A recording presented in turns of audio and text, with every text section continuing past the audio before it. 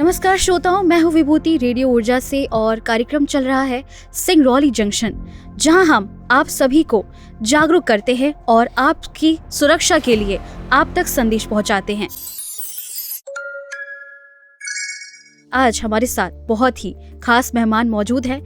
Police अधीक्षक सिंगरौली से SP sir Shias KM sir, बहुत बहुत स्वागत है आपका रेडियो ऊर्जा में। Thank you. सारे सिंगरौली वासी आपको बहुत बहुत धन्यवाद करते हैं कि जिस तरह से आपने सिंगरौली को संभाला हुआ है, वो काफ़ी अच्छा कार्य आप कर रहे हैं। और सर, आज बेहद महत्वपूर्ण विषय पर आज हम चर्चा की शुरुआत करना चाहते हैं और हमारा विषय है आज का नशा मुक्ति। जो अभियान आपने शुरू किया है वो वाकई आजकल के युवाओं के लिए एक सबक होगा और काफ़ी जागरूक होंगे इस अभियान के अंतर्गत। और मेरा सबसे पहला सवाल हम आपसे ये जानना चाहेंगे कि नशा मुक्ति का मुख्य उद्देश्य क्या है? हमारे कैंपेन का नाम दिया है नशे से दूरी है ज़रूरी। जो नारकोटिक ड्रग्स है, साइकोट्रोपिक ड्रग्स है, वो केवल अपना प्रदेश का नहीं, देश का नहीं, वो एक इंटरनेशनल समस्या बन चुका है। तरह तरह का एज ग्रुप के लोग हैं, इवन बच्चों से लेके बड़ों तक,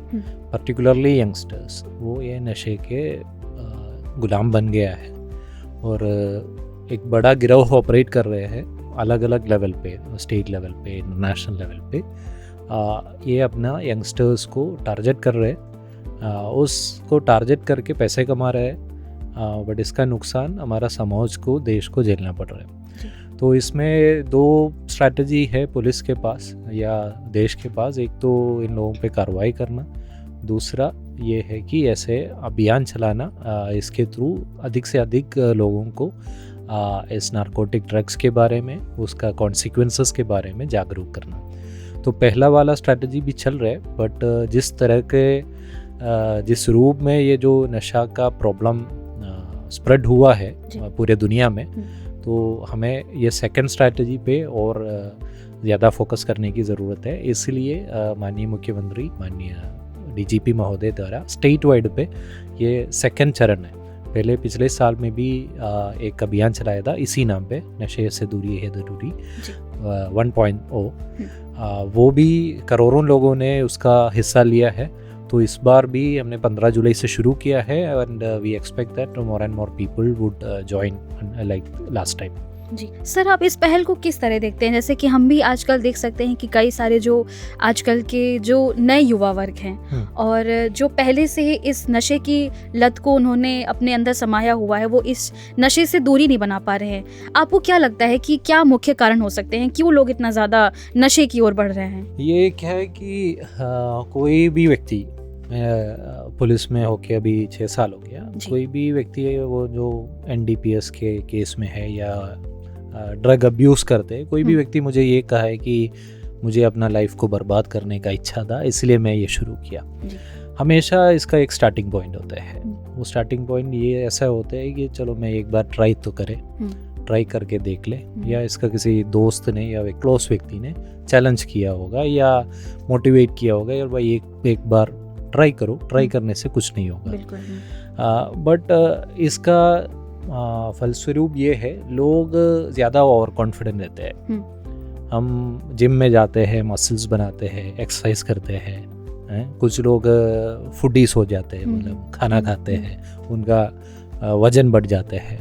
but if they try to focus, उनको वज़न कम भी कर सकते हैं, वज़न बढ़ा भी सकते हैं। ये सारी चीज़ अपने कंट्रोल में रहते हैं। हाँ, ये लोगों जो कॉन्फिडेंट लोग हैं, मैं एक बार ट्राई करके छोड़ दूंगा, ऐसा नहीं है। जो भी ड्रग, ये जो नारकोटिक ड्रग्स है, ये आपके ब्रेन पे काम करते हैं। जो ब्रेन में जो न्यूरोट्रांसमीटर्स है, आपके जो ब्रेन के फिजियोलॉजी है, बॉडी के फिजियोलॉजी है, उसको ये चेंज करते हैं, जिसके ऊपर आपका कोई कंट्रोल नहीं रहता है। तो ये जो व्यक्ति, जो टीनेज का लड़का, वो सोच रहे कि मैं एक बार ट्राई करके छोड़ दूंगा, बट वो छोड़ना काफ़ी मुश्किल हो जाता है।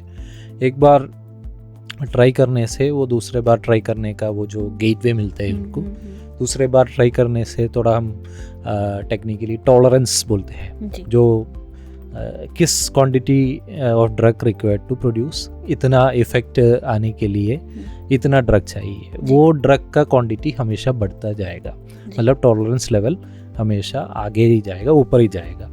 तो ये व्यक्ति का समझ के बाहर है, वो हमेशा सोचेंगी चलो एक और बार। फिर इसका कॉन्सिक्वेंसेस ये होते हैं कि हमेशा ड्रग खरीदने का पैसा नहीं मिलता, और ये जो माफिया है इसके पीछे है, वो पैसे कमाने के लिए बैठे हैं, वो इनको यूज़ करते हैं, इनका वसूली करते हैं। तो एक टाइम के बाद इनका बॉडी स्टार्टेड, हम एडिक्शन जो बोलते हैं, फिजियोलॉजिकल डिपेंडेंस होते हैं। ये ड्रग नहीं मिला तो आदमी को कभी रिएक्शंस होते हैं, विड्रॉवल सिम्टम्स होते हैं, दर्द हो जाते हैं। तो that is when we call a person completely physiologically dependent हो जाते हैं, तब इसको डिसऑर्डर कहते हैं। तो उस स्टेज तक पहुंचते पहुंचते आदमी का फैमिली बर्बाद होते हैं, नौकरी बर्बाद होते हैं, फिर वो पैसा कमाने के लिए कुछ भी करने के लिए तैयार होते हैं। इसी के वजह से क्राइम बढ़ेगा, वो लोगों को लूटने का कोशिश करेंगे, लोगों को प्रति वायलेंट रहेंगे। तो ये एक ग्लोबल समस्या है, ये इंडिया का नहीं है, ये यूएस में भी होते हैं, डेवलप्ड कंट्रीज में भी होते हैं। तो इसी के लिए हमें अवेयर रहना बहुत ज़रूरी है। सर, आपसे जैसे काफ़ी कुछ सीखने की मेरी इच्छा जागृत हो रही है, क्योंकि आप अभी एक इतने बड़े पद पे हैं। कभी मैं भी सोचती थी कि मैं भी बनूंगी, लेकिन अब एक होता है कि हर व्यक्ति पर एक अपनी तैयारी करने की एक कैपेबिलिटी होती है कि वो अपने हिसाब से किस तरह की तैयारी करता है। लेकिन एक आम नागरिक होने के नाते हम आपसे अभी ये जानना चाहेंगे कि अभी भी मुझे कई जगह पे ये चीज़ें मैंने देखी हैं, हम आते जाते रोज़ हम ट्रैवल करते हैं, तो हमने अभी भी देखी हैं शराब की जो दुकानें रहती हैं, लोग अभी भी सिगरेट पीते हैं। हम कैसे इन सब चीज़ों को पूरी तरह हम नष्ट कर सकते हैं? ये हम इस पर्टिकुलर कैंपेन में हम शराब और सिगरेट को छोड़ के बाकी जो ज़्यादा डेंजरस नशा वाले चीज़ों के फोकस कर रहे हैं। कोई डाउट नहीं है, शराब एक नशा प्रोवाइड करने लायक चीज़ है, इससे भी दूरी रखना बहुत ज़रूरी है। जो सिगरेट्स और ख़तरनाक है, उससे कैंसर जैसे बड़े बड़े बीमारियां हो जाते हैं। इसका ये भी मैं पहले भी बोल चुका हूँ, ये भी अपने कंट्रोल में है। शराब छोड़ना, सिगरेट नहीं पीना, ये सारे अपने लाइफ के चॉइसेस हो जाते हैं। तो इंसान को थोड़ा अपने लाइफ को कंट्रोल में रखना सीखना है, एम्पावर होना चाहिए कि मैं इन चीज़ों में नहीं पड़ेंगे। बाकी ये तो रहेंगे, अपने रोड पे आप निकले तो शराब की दुकान भी मिलेंगे, पॉइसन की दुकान भी मिलेंगे। क्या पीना है क्या नहीं पीना है ये आपके हाथ में है। सर, जैसे कि मध्य प्रदेश पुलिस लगातार जन जागरूकता के लिए अभियान ला रही है, जैसे अभी एक अभियान आपने शुरू किया था सेफ क्लिक 2.0, और अभी ये अगला अभियान आ गया नशे से दूरी है ज़रूरी। तो सर, क्या ये अभियान युवाओं और समाज के वर्तमान ज़रूरतों को देखते हुए कैसे तैयारी कर रही है वो? ये क्या है कि आपने अभी ये बहुत मिसकंसेप्शन है। कुछ बेवकूफ़ लोग ऐसे भी कहते हैं कि चलो आप पुलिस कैंपेन कर रहे हैं, बहुत दारू चल रहे हैं, शराब की दुकान है, ये होती हैं बातें जी। हाँ, तो ये इसमें समझना बहुत ज़रूरी है कि जिस नशे की बात हम कर रहे हैं वो इलीगल नशे की बात कर रहे हैं। जैसे देश का लॉ ऑफ द लैंड है, narcotic and psychotropic drugs act. हम जिस ड्रग्स जो दुनिया में पैदा हुआ है, इंडिया में या कहीं भी, वो लोगों में साइड इफ़ेक्ट्स एडिक्शन के रूप में, डिपेंडेंस के रूप में क्रिएट करते हैं। मतलब वो ड्रग्स के बिना रहना मुश्किल हो जाते हैं। वो ड्रग्स वो व्यक्ति के सोशल एंड ऑक्यूपेशनल लाइफ को डैमेज कर सकते हैं। उस नशे को, उस पर्टिकुलर ड्रग को हम इस पर्टिकुलर एक्ट के तहत बैन किया है। उसका खरीदना, ट्रांसपोर्ट करना, बेचना, वो सारे इलीगल है। इसका सज़ा भी डिफाइंड है। अल्कोहल, सिगरेट, वो सारे अलाउड चीज़ें होते हैं।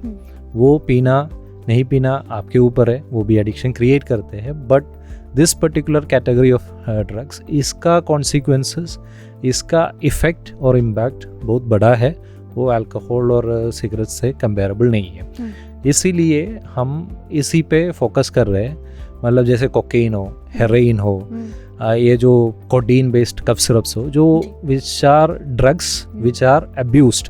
मतलब एक मैंने पहले बच्चों को बताया था, आप 1 टीस्पून कफ सिरप पीते हैं जब आपको कफ होते हैं, उसका मेडिसिनल यूज़ हो जाता है।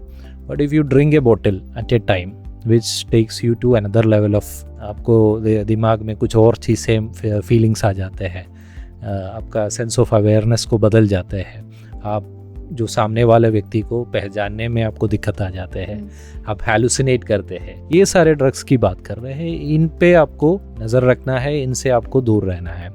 बाकी वेरी क्लियर, ये these are all not good habits.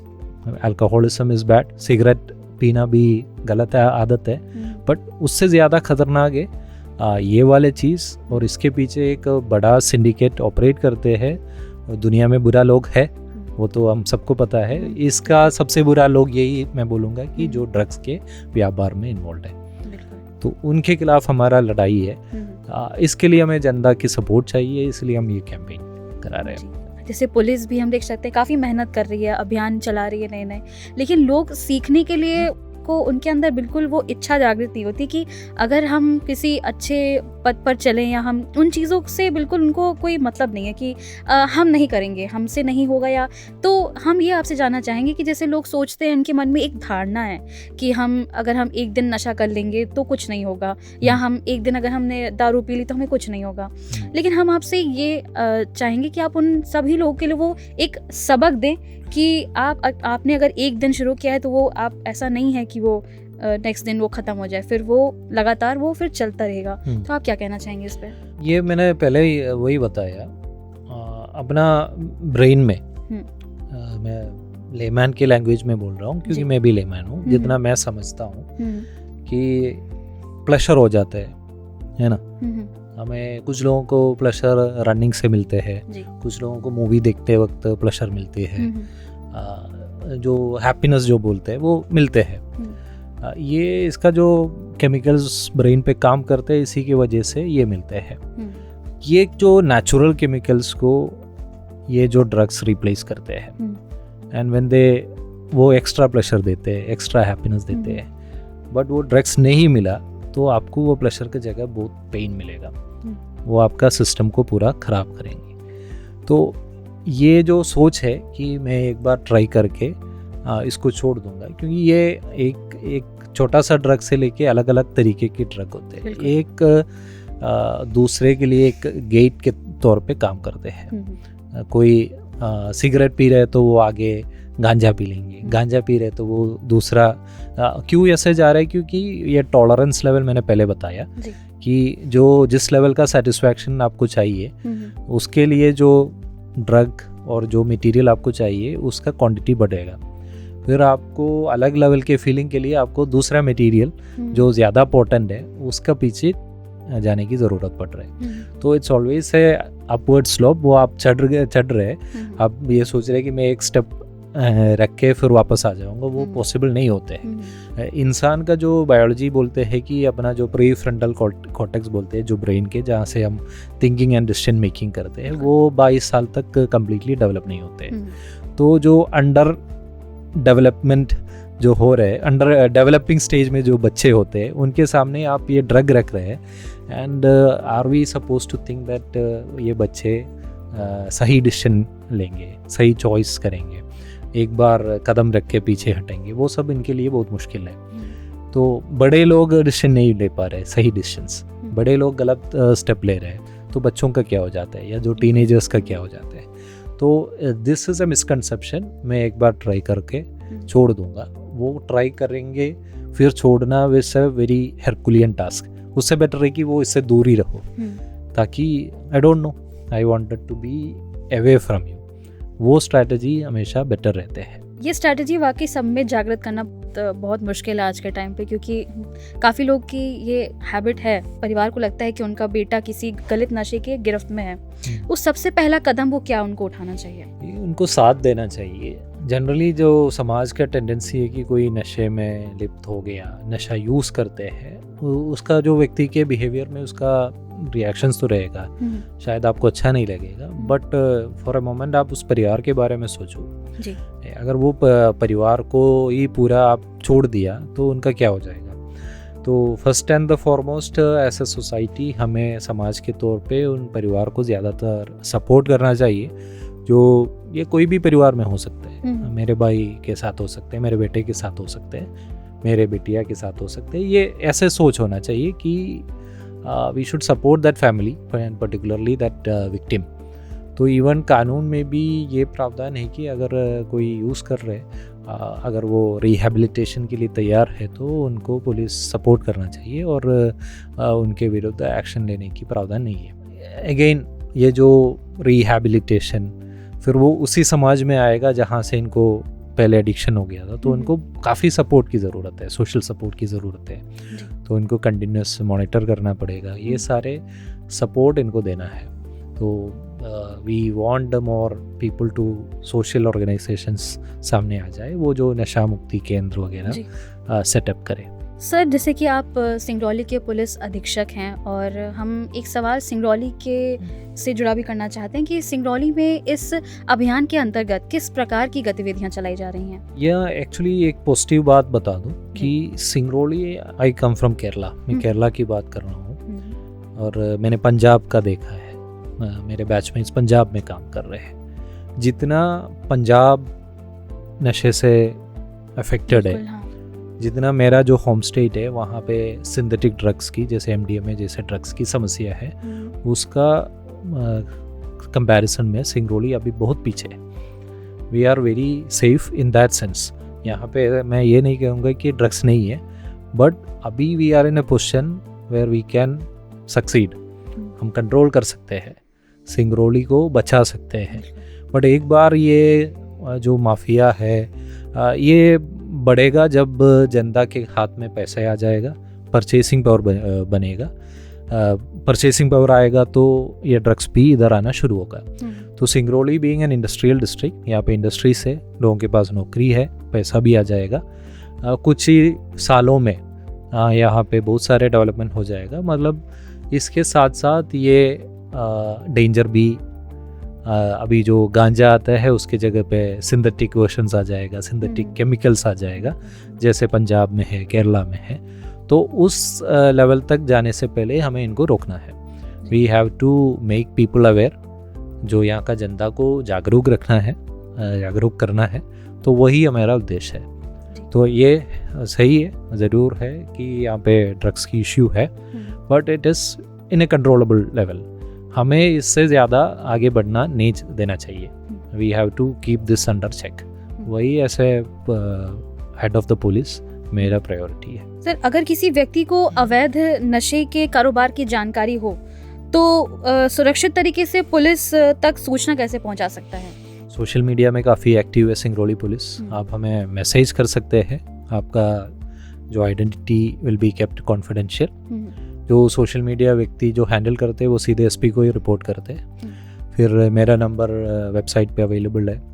आपके जो नियरेस्ट पुलिस स्टेशन है वहाँ जाके आप सूचना दे सकते हैं। थाना प्रभारी वगैरह का नंबर भी वेब पेज में अवेलेबल है। वो सब लेके आप हमें इन्फॉर्म कर सकते हैं। 1933 करके एक हॉटलाइन नंबर है, उस पर भी, वो सेंट्रल गवर्नमेंट का है, उस पे भी आप सूचना दे सकते हैं। सर, और अंत में हम आपसे चाहेंगे कि आप हमारे सिंगरौली के श्रोताओं को एवं दर्शकों को इस नशे से दूरी है ज़रूरी अभियान के अंतर्गत एक संदेश दें। इंटरनेशनल लेवल तक एक समस्या बन चुका है नारकोटिक्स एंड साइकोट्रोपिक ड्रग्स की। इसको अपने डिस्ट्रिक्ट को, प्रदेश को बचाने के जिम्मेदारी अपने पास है। माननीय प्रधानमंत्री और केंद्रीय गृह मंत्री द्वारा एक विजन निर्धारित किया है, 2029 तक इंडिया को हम नशा मुक्त करेंगे। मतलब ये जिस तरह का, कोई भी तरह का नारकोटिक एंड साइकोट्रोपिक ड्रग्स से अपन अपना देश को बचाएंगे। तो इस विजन के हिसाब से हम लोग ये कैंपेन शुरू किया है, नशे से दूरी है ज़रूरी। इसमें मैंने पहले बताया, एक तो वैधानिक कार्रवाइयाँ होते हैं जो NDPS एक्ट के तहत, इसका इक्वली इम्पोर्टेंट है हमारे लिए ये कैंपेन। तो आप सभी लोग अधिक से अधिक बढ़ चढ़ के इस कैंपेन का हिस्सा बनाइए। अपने जो बिलवड लोग हैं, अपने दोस्त हो, रिश्तेदार हो, सभी को हमारा ये संदेश पहुंचा दीजिए। वो जो मैंने पहले बता दिया कि एक बार मैं ट्राई करूंगा, इट्स ए मिसकंसेप्शन। वो ओवर कॉन्फिडेंस पे कोई व्यक्ति ऐसा सोच रहे तो ऐसा नहीं होते हैं। ये एक ऐसा चीज़ है जो आपके व्यक्तिगत जीवन को, आपका पारिवारिक जीवन को, आपका करियर को, सबको बर्बाद करेंगे।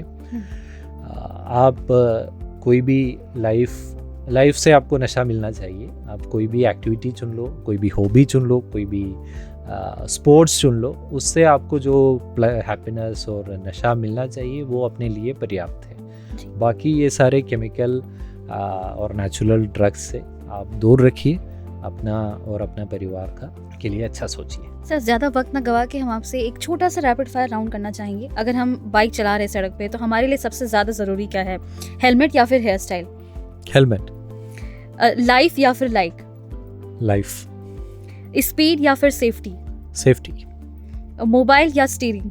स्टीयरिंग। पार्टी या फिर रिस्पॉन्सिबिलिटी? रिस्पॉन्सिबिलिटी। अवेयरनेस और या फिर पेनल्टी? अवेयरनेस। बिल्कुल सर, बहुत बहुत धन्यवाद आपका, और आशा करते हैं आप सभी से कि आपने आज की महत्वपूर्ण जानकारी सुनी होगी और आप बिल्कुल जागरूक हुए होंगे आज के हमारी महत्वपूर्ण बातों से। और ऐसे ही आप हमारे कार्यक्रम के साथ जुड़े रहिए। नमस्कार।